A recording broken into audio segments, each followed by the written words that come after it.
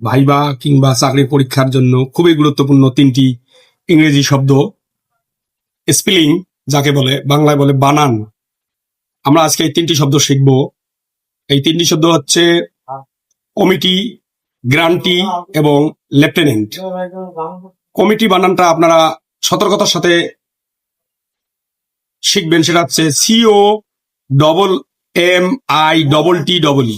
এই বানানটা প্রায় আসে এবং হাজার হাজার পরীক্ষায় এসেছে, ভর্তি পরীক্ষা কিংবা চাকরির পরীক্ষায়। এই বানানটা আপনারা মুখস্থ করে নেবেন।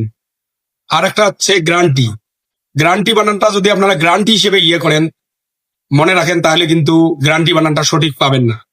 গ্রান্টি বানানটি, শব্দটি গ্রান্টি মনে রাখতে হবে গুয়ারেন্টি, GURANTE,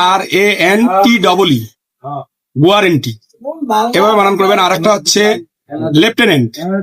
লেফটেন্যান্টের একটা সূত্র আছে। লেফটেন্যান্ট যদিও আমরা উচ্চারণ করি এখানে এফ মনে হয়, কিন্তু আসলে এফ এর কোনো এফ বলতে এখানে কিছুই নেই। লেফটেন্যান্টই হচ্ছে একটা সূত্রের মাধ্যমে যদি আমরা মনে রাখি, মিথ্যা তুমি 10 পিঁপড়া। মিথ্যার ইংরেজি হচ্ছে LI, লাই। তুমির ইংরেজি হচ্ছে ইউ, শুধু ইউ, ওয়াই ও ইউ না, শুধু ইউ। তাহলে LIEU, তুমি, মিথ্যা তুমি 10, 10-এর ইংরেজি 10, TEN, 10। পিঁপড়ার ইংরেজি অ্যান্ট, ANT, অ্যান্ট। এই হলো লেফটেন্যান্ট।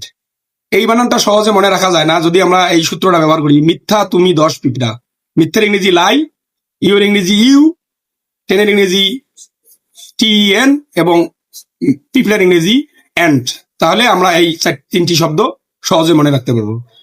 এই শব্দ দ্বারা যদি আপনাদের কোনো উপকার হয়, লাইক, কমেন্ট, শেয়ার চাই, আমাদেরকে আরো উৎসাহিত করবে। ধন্যবাদ সবাইকে।